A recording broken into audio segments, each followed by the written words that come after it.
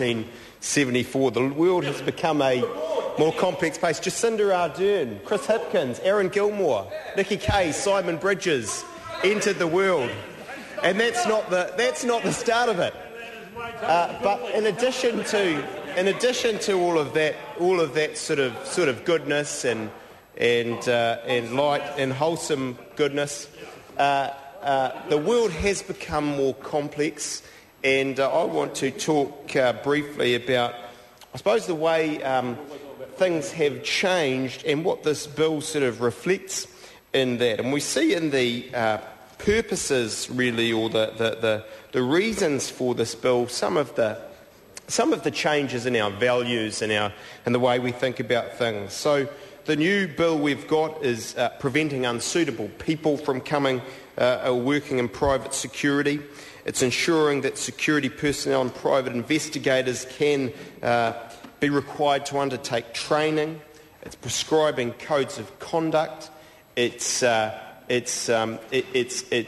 beefing up, ensuring there's appropriate penalties for breaches. And so really what I'm saying, Mr. Speaker, is we've seen some changes here, and a view that bouncers, security personnel of all shapes and sizes aren't just performing a private role, as we probably thought they were in 1970, 1972, 73, 74. Actually, there's a public interest in what they're doing. There's real public aspects in what they're doing, so that they need to be regulated, so that we need to train them, so that we need to have codes of conduct for them.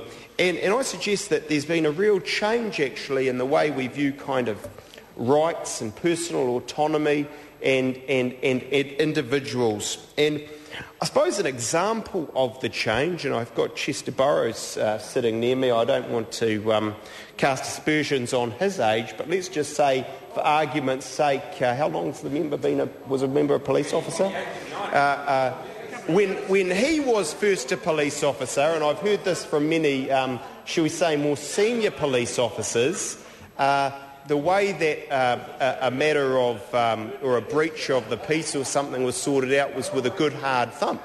And that's actually, that's the truth of the matter. They'd implement a bit of rough justice, and the lad or whoever it was who'd done the bad thing would be on their way.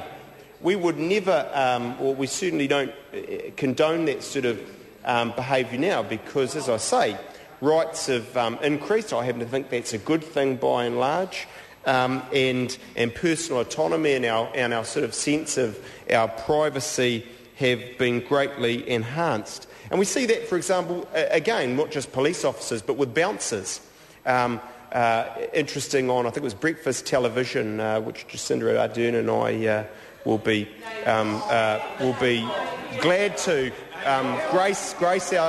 put ourselves on tomorrow morning. But they had the head of the TV1 720 highlight of Jacinda Ardern's grandmother's week. But that's another story, and my mother, by the way. But that's by the way, you're getting me off track here. The point of the story is they had this morning on television the head of the association, the Security Personnel Association. He made the point that I suppose I'm making in a roundabout sort of way. You go back to 1973, 74, there was zero regulation. I'm not going to talk about that. But